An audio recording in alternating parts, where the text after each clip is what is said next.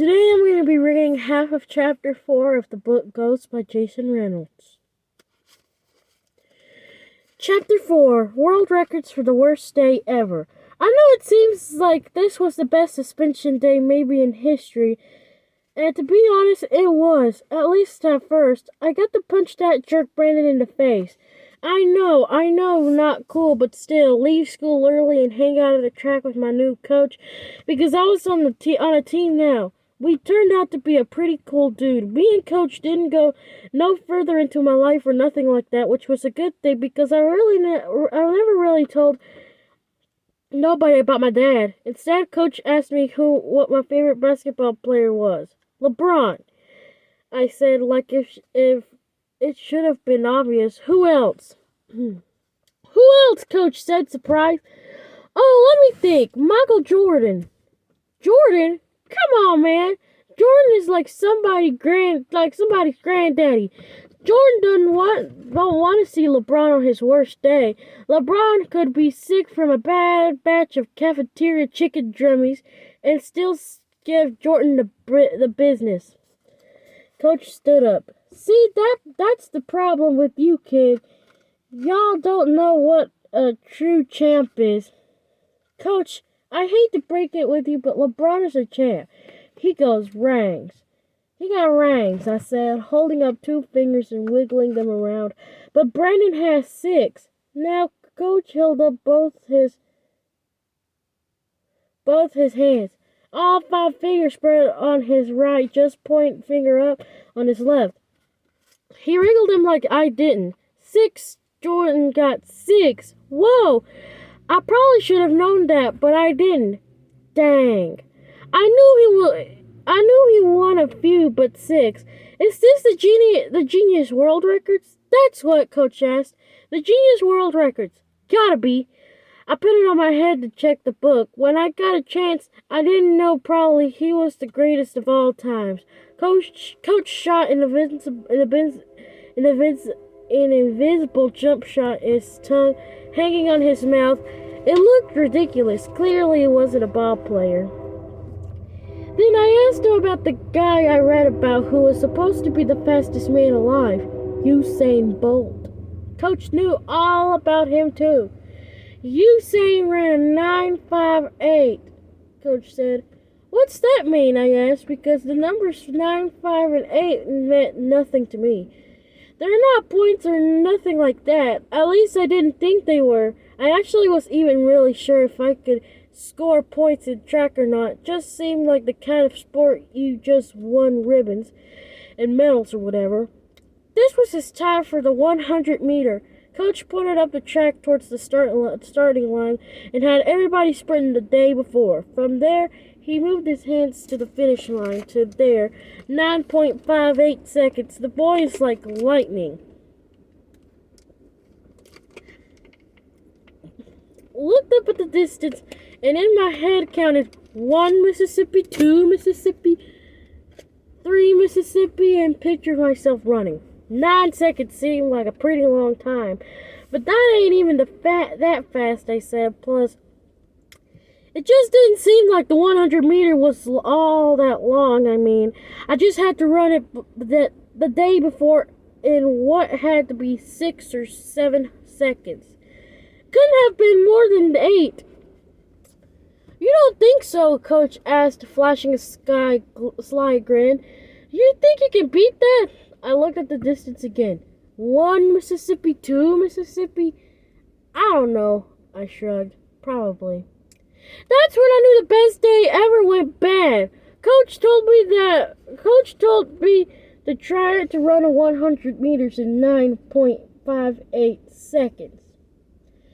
Bolt's time. He stood at the finish line with his whistle in his mouth. I rolled my pants up to my knees and my shirt sleeves up to the shoulders, just like I had done the day before. On my whistle, Coach said, holding up the stopwatch. On your mark, get set, and then, ba-deep. I took off down the track, running as fast as I could, legs pumping, arms pumping, heart pumping, until I got to the finish line. Oh! Coach howled extendedly. I felt good, knew that I was proving my point. I blopped over to Coach Witt, with my hand up, ready for the high five. But Coach never lifted his hand. Not even close, he yelped. Not even not even freaking close. You're at a 12-5, and before I could even respond, he barked back on the line. I jogged back to the start. Excuse me. Coach blew the whistle. I ran. He blew the whistle. I ran. Again and again and again and again. Each time I came in a little slower than the last. My head started swimming, my chest burning, and my legs all gooey. Like that, like all the running was turning my bones to liquid or something. At the 5th try, Coach yelled out, 14 seconds! 14 seconds! On the track that might well be 14 minutes. Are you kidding me? I bent over and planted my hands over on my knees. My legs were shaking, but only on the hand. Like my muscles were shivering, my heart was pounding as fast as the beat had pounding the track, maybe even faster. My stomach was flipping, and I just knew that my French fries were gonna come out as mashed potatoes all over the place. Coach walked over, and his shadow making the red track burgundy around me. He leaned in and said, lightly, almost as if he were whispering to me, back on the line. That's when I lost it. Wait! What? Again? I need a break. I panted. I tried. Tired? Coach squealed, and I could hear the smile in his voice. I glanced up in there.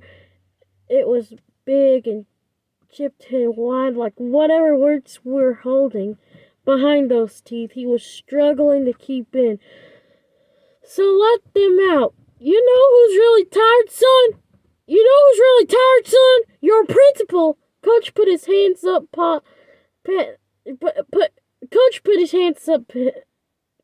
palms facing me, as if it to stop me from even thinking about responding. Then he continued, No.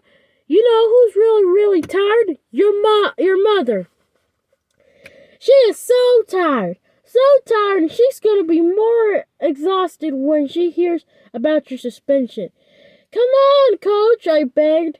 That's messed up. Come on, nothing. Coach said, like everyone black person says when they don't have a good comeback. He grabbed my shoulders and stood me straight. Bending over cuts off your air, he said. We stand straight up at all times. Understand? I nodded my understanding. What was happening? I was being punished after all. Then was Coach's way of telling that I better stop acting up at school. If this were to be the consequences of getting sent to Mr. Marshall's office, was going to be every time, I'd rather have him just call my mother. Now, mister, better than bolt. Get back on the line. Coach made me do the sprint 2 or 3 more times back before finally letting me up the 2 more times before finally letting me up, and the only reason I think it let me stop the way because my sprint had broken down into the weird sloppy trot the tall skinny kid Sonny had done at the practice the previous day. My shirt was gone. I had peeled it off and thrown it into the field just in case the wet cotton was weighing me down or something. My legs had pretty much clocked out, but instead of letting me just sit down and rest, Coach told me to walk it off. Walk it off, I asked, annoyed and confused and almost ready to cry. Yeah, just walk around the track. It'll cool your body down slowly. But I didn't want my body to cool down slowly. I wanted to cool it down immediately. So yeah, at this point I had pretty much made up my mind that the track was the dumbest sport ever.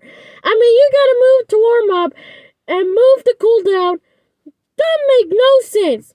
Cool down should be, I don't know, some juice and an ice or something like that? No, Walt. Once I finished the first lap, Coach told me to take one more, and about halfway around the second lap, of me mumbling under my breath about how stupid all this was, I could see the other runners, my new teammates, showing up, dropping their sport bags and water bottles and all that on the track, some of their parents trailing behind. This is gonna be it. Coach was preaching to everyone as I finally made it back to the other side of the track for the second time. 10 girls, 10 boys, just so we're clear. This doesn't mean you still can't be cut. It just means you ain't cut yet. Now, I'd like to keep it this way, but that's totally up to you. Got that? Everybody nodded, including a woman with braids.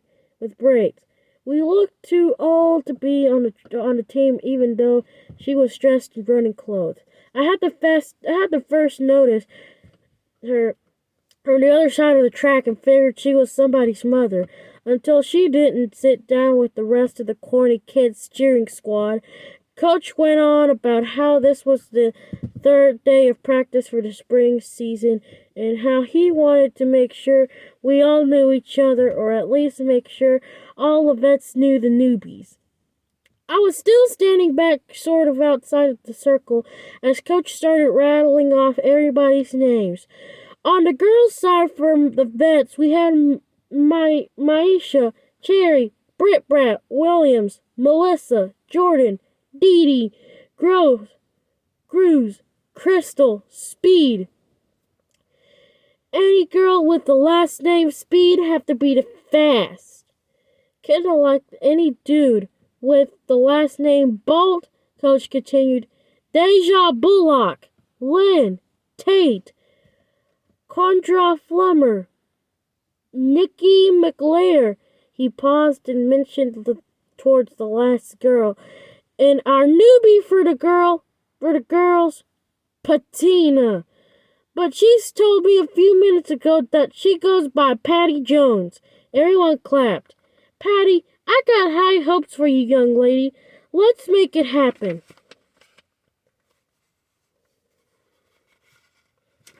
Hold on. Trying to figure out.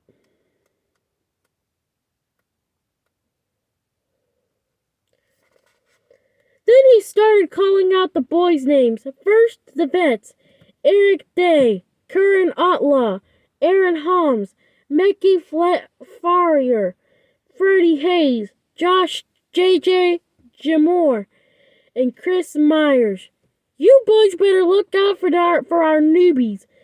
Lou Richardson, Sonny Lancaster, and this was when Coach turned to me. As of yesterday, this kid, Castle Cran, Ghost. I cut him off before he could even get the shaw out. Just call me Ghost. Coach gave me a look. Actually, everybody gave me a look. Probably because I didn't have no shirt on, and my pants were rolled to my knees, and my belt was yanked so tight that it made the demi bunch around my waist like Jenny pants. But whatever. I was gonna tell them that son, Coach said. Then he turned back to the rest of the team. Lacey, this is your assistant coach, Coach Witt.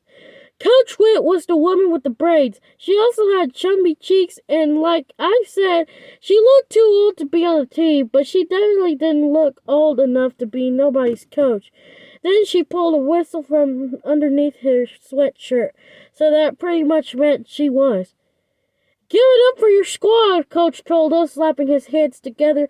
This is going to be a great season. Everyone cheered and clapped for maybe 10 seconds before Coach shut it down and told us it was time to get to work. He invited everybody into whatever their specialty was, because most of the other kids had been running track for like forever. Coach knew who was a sprinter, who ran long stuff, and who ran all the junk in the middle. As far as the newbies were concerned, Sonny was a long runner, and Patty ran in between me and Lou were the sprinters. I never even knew I was a sprinter, so guess what? We were doing for practice. sprinting. And guess what? We had just finished sprinting and didn't get to take a break. Me. Today is Wednesday, and Mikey, why don't you inform our newbies about what sprinters do on Wednesday? Coach said. Mikey was a vet sprinter, a light-skinned kid with braces and a rock face. This kind of guy who you didn't really say too much to because you just assumed he wouldn't say nothing back, except the coach, of course. Ladders, Mikey gumbled. That's right! Coach paced back and forth. 4, 3, 2, 1, 1, 2, 3, 4. Every time Coach called a number, he clapped his hands together like a cheerleader. Okay, let me explain what Coach was talking about because I didn't even have a clue at first either. All those numbers, the 4s and the 3s, and add 100 on the end, and then add a meters on the end of that. So 400 meters, 300 meters, 200 meters, and so on. We had to run those down the ladders to the 100, then back up to 4. I didn't think the day that started kind of bad, then got good, then got bad, then got better, then got bad again. Could get worse until Coach told me, Lou, Mikey, and Aaron, the 4th sprinters on the boys' side, to get in a line 4 words I was already sick and tired of hearing. The whistle blew, and Lou, Mikey, and Aaron blew me away. So we're going to stop here. We will continue with part 2 later on. But in the meantime, thank you for watching part 1 of chapter 14 of the book Ghost. Thank you for watching. Have a good day.